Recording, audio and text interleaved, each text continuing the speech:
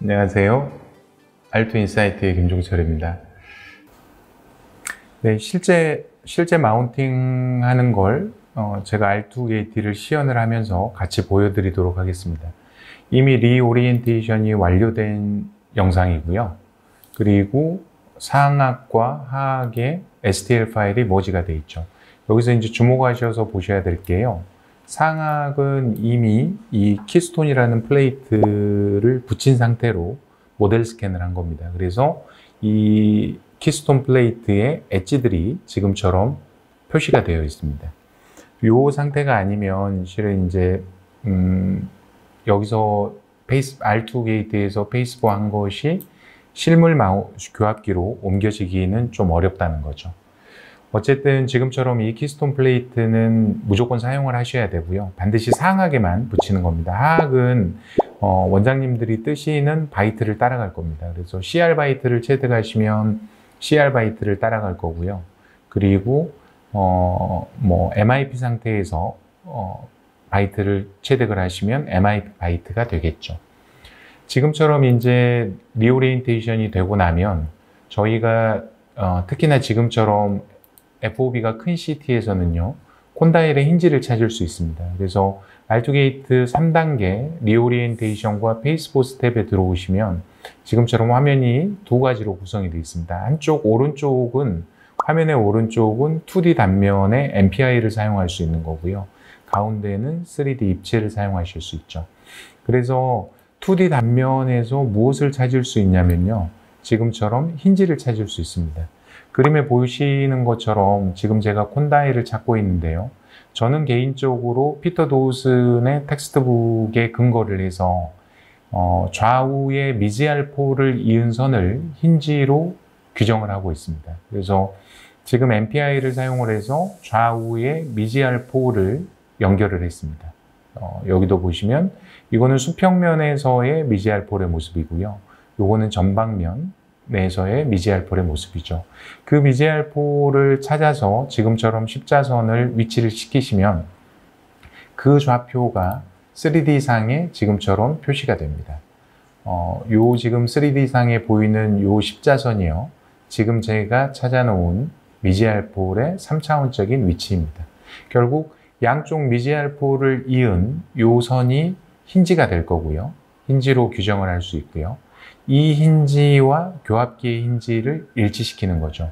그래서 아까 제 슬라이드에 보여드렸던 건 프로토타입이었고요. 현재 R2 게이트에서 기능 업데이트된 건 지금처럼 원장님들께서 CT에서 원장님들의 개념대로 힌지를 규정을 하시면 지금처럼 3D 상태에서 힌지가 규정이 되고요. 이 상태에서 임포트 키를 누르시면은 이 안에 상당히 많은 라이브러리들을 보실 수 있습니다. 들어있는 교합기가요, 바이오아트 교합기가 들어있고요. 그리고 카보 교합기가 들어있습니다. 그리고 R2 교합기라는 게 들어있고요. 그리고 SAM2가 들어있습니다. 그리고 스페이시 아티큘레이터가 들어있죠. 원장님들의 임상에 따라서 어떤 교합기를 사용하셔도 되는데 실물 마운팅은 오로지 현재는 R2 교합기밖에 되지는 않습니다. 그러면 디지털에서 사용했던 거하고 실물이 달라도 돼? 어차피 교합기의 힌지와 상악의 위치는 어떤 교합기를 사용해도 똑같이 재현이 됩니다. 그래서 CAD에서 사용하시는 교합기는 CAD 프로그램에 들어있는 걸 사용하시면 되고요. 실물 마운팅을 하실 때는 R2 교합기를 사용하는 거죠. 그래서 페이스보 트랜스퍼를 2번을 하게 되는 겁니다. 예를 들면 저는 3쉐입 CAD를 주로 사용을 합니다. 저희 랩에서는. 그래서 3쉐입에 들어있는 교합기 중에 제가 선호하는 교합기는 카보입니다. 그래서 3쉐입을 사용하는 저희 기공소에 제가 CAD를 사용할 때 쓰는 교합기로 사용을 할 때는 카보를 지금처럼 선택을 해서 줍니다. 그러면 제가 카보를 선택하고 열면요, 바로 카보의 힌지와 사람의 힌지가 일치하게 됩니다. 그리고 아까도 말씀드렸듯이 저는 개인적으로 CT를 정렬을 할 때 프랑크푸르트 호리존탈 플랜을 기준으로 정렬을 합니다. 그래서 더 이상 얘를 돌릴 필요가 없죠. 결국 이 교합기는요, 이 지금 상태는 페이스보 트랜스퍼를 FH를 기준으로 해서 한 상태가 되는 거죠. 교합기의 힌지와 사람의 힌지가 일치돼 있고요. 상하 캐스트가 3차원적으로 거기에 준해서 위치돼 있죠. 만약에 원장님들께서 나는 엑시스 오비탈 플랜을 레퍼런스 플랜으로 써 하시면 지금 디지털 교합기에 여기 보이는 수평 바가 레퍼런스 플랜입니다. 엑시스 오비탈이 의미하는 건 힌지와 오비탈레를 이은 선이죠. 그래서 힌지는 고정되어 있기 때문에 로테이션을 시키면요. 지금처럼 기준 평면이 움직일 수 있습니다. 이렇게 오비탈레의 위치를 시키면요.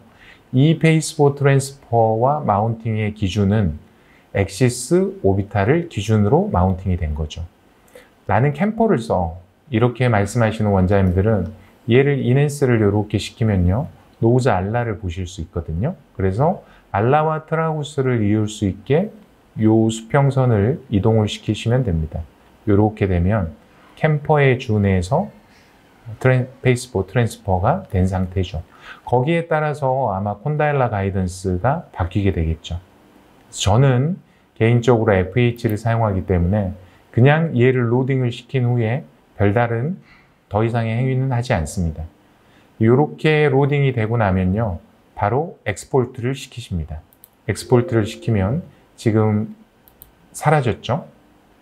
교합기가 사라져 있고요. 방금 그 교합기의 3차원적인 위치가 자동으로 이 환자의 파일에 세이브 되어 있습니다. 그래서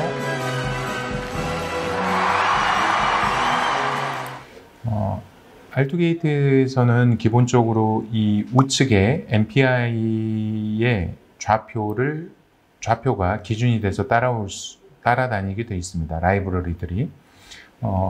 교합기를 로딩하신 후에 그 다음에 원장님들께서 이 환자의 교합 평면을 설정하시고 싶으시면 지금처럼 MPI를 상악 중절치의 전련 근처로 이동을 시키십니다. 상악 중절치의 전련으로 MPI를 이동을 시키시면요. 지금처럼 상악 중절치 중앙이죠. 중앙에 MPI의 원점이 위치하게 됩니다.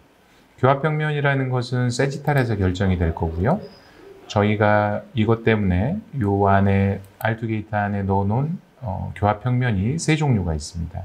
그래서 오크루잘 플랜이라는 이 라이브러리를 사용을 하시면 오크루잘 플랜을 로딩 하실 수 있고요. 180과 200, 220이 의미하는 것은 반지름입니다. 그래서 이 반지름을 중심으로 해서 스켈레탈 패턴에 맞춰서 오크루잘 플랜을 로딩 하실 수 있죠. 그래서 200이 미조세팔리 기준이고요.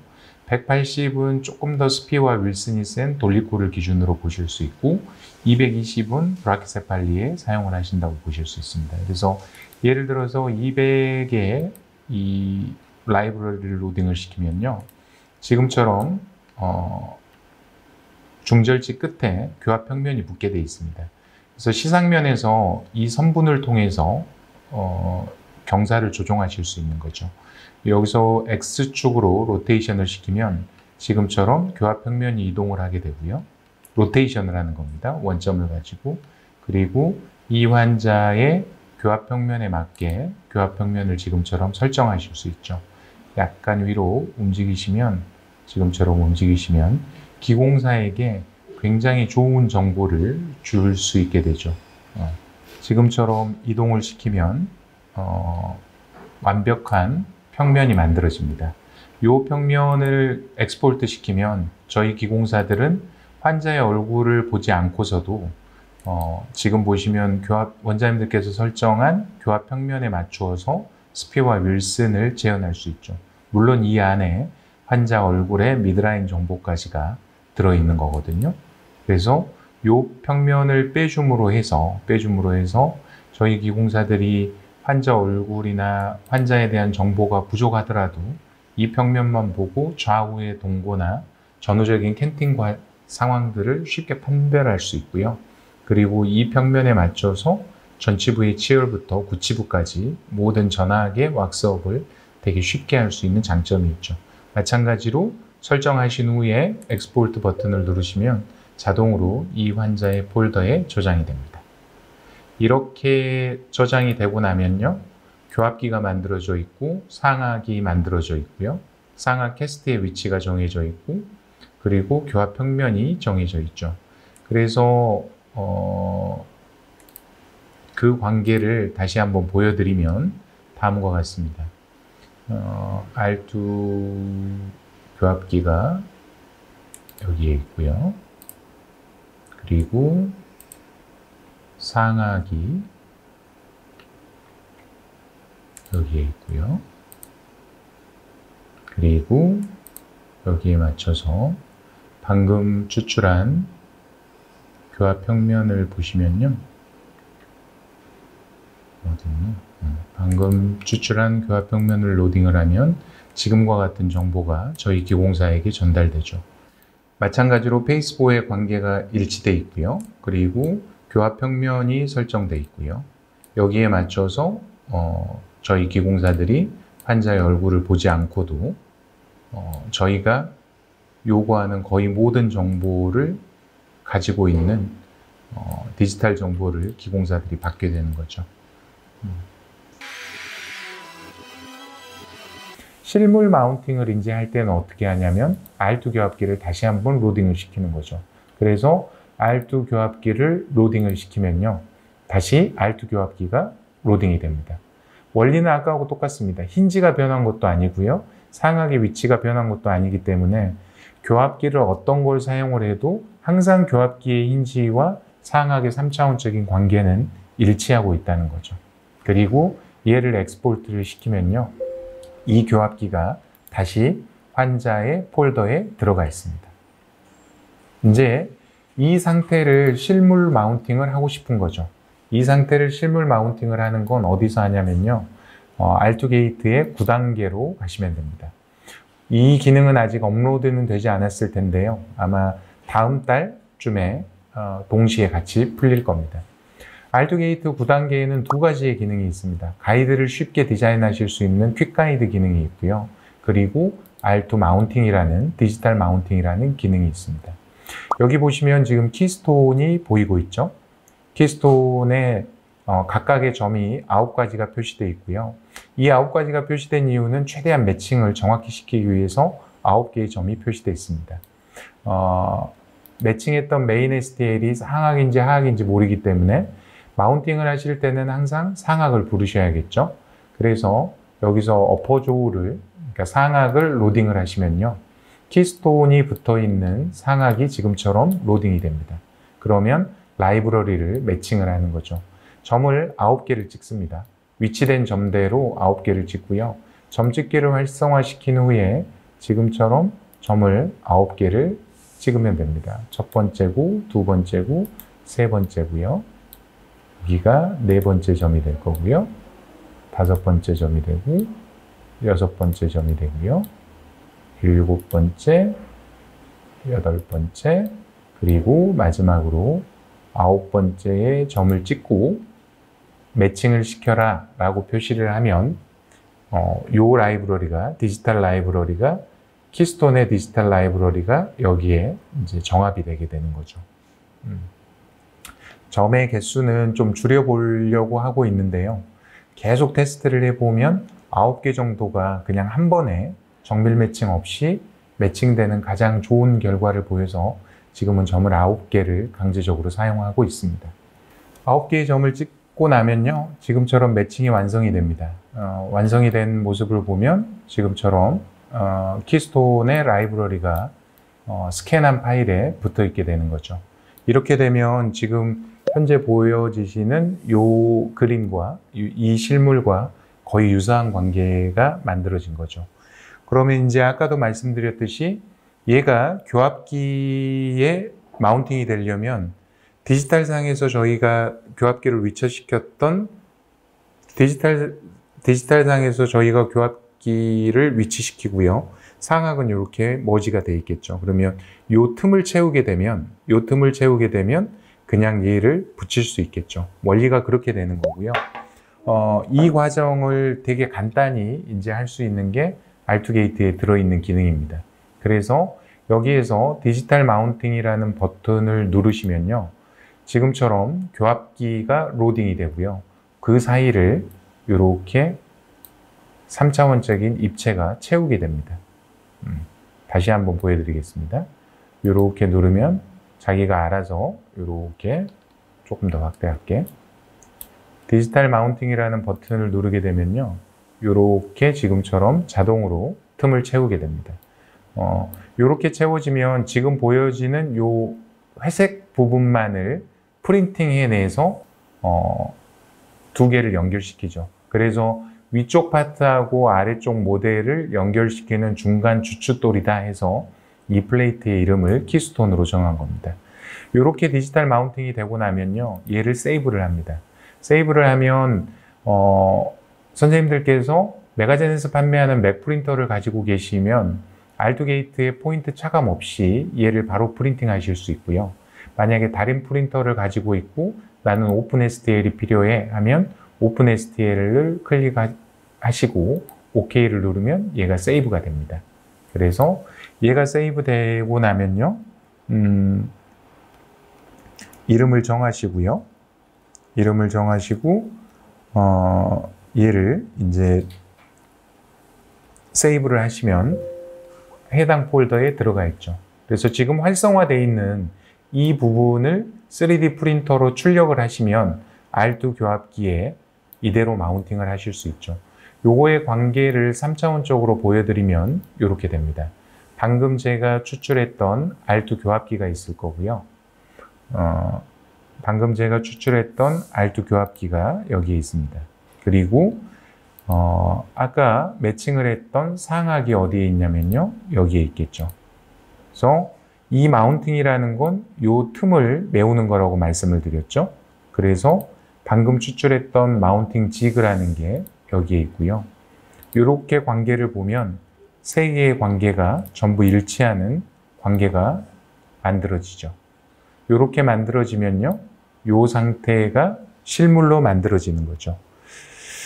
이것을 추출한 프린팅을 하면요, 지금 화면에 보이시는 것처럼 노란색이 나옵니다. 위에 보이는 파란색은 이 교합기가 가지고 있는 원래의 석고 베이스입니다. 그래서 라이브러리 자체가 상부는, 이 노란색의 상부는 지금처럼 석고 베이스에 맞게 돼 있고요. 하부는 키스톤 플레이트에 지금처럼 맞게 돼 있죠. 이런 상태가 디지털에서 저희가 만들었던 똑같은 상태가 되는 거죠. 이 상태 자체가 앞 단계에서 보여지는 요거와 똑같은 관계가 되는 거고요. 이 상태에서 교합기에 마그네틱이 장착이 되어 있기 때문에 붙이면 지금처럼 상하게 마운팅이 완료되는 거죠. 요 사이는요, 지금 보여주시는 요 키스톤과 프린팅된 요 사이는 글루건을 글루를 사용을 해서 붙이시면 됩니다. 요 안에 있는 십자선과 이 노치가 맞게 돼 있거든요. 그래서 더 이상 모빌리티가 보이지 않는 상태로, 요 상태로 이 경계에 글루건을 지금처럼 사용을 하시고요. 그리고 붙이시면 되죠. A few minutes later. 네, 방금 글루로 연결을 했고요. 글루로 연결을 하면 지금처럼 연결이 되죠. 이제부터는 이 상악은 거의 절대적인 위치가 되는 거고요. 여기에 맞춰서 하악은 원장님들께서 체득하신 바이트대로 늘 통법의 마운팅 방법대로 마운팅이 되게 되어 있습니다. 이렇게 하고 나서 이제 운동로는 콘다일라 가이던스나 베네댕글, 그리고 인사이드셀 테이블들의 운동로는 평균치를 사용하실 수도 있고 아니면 체크바이트를 사용을 해서 빼내실 수도 있죠. 보통은 평균치를 사용을 해도 큰 지장은 없을 겁니다. 늘 지금껏 저희가 통법대로 그렇게 사용을 했었는데요. 만약에 이제 체크바이트를 떠서 경로를 정확히 빼고 싶어 라고 이제 말씀하시는 원장님들이 계십니다.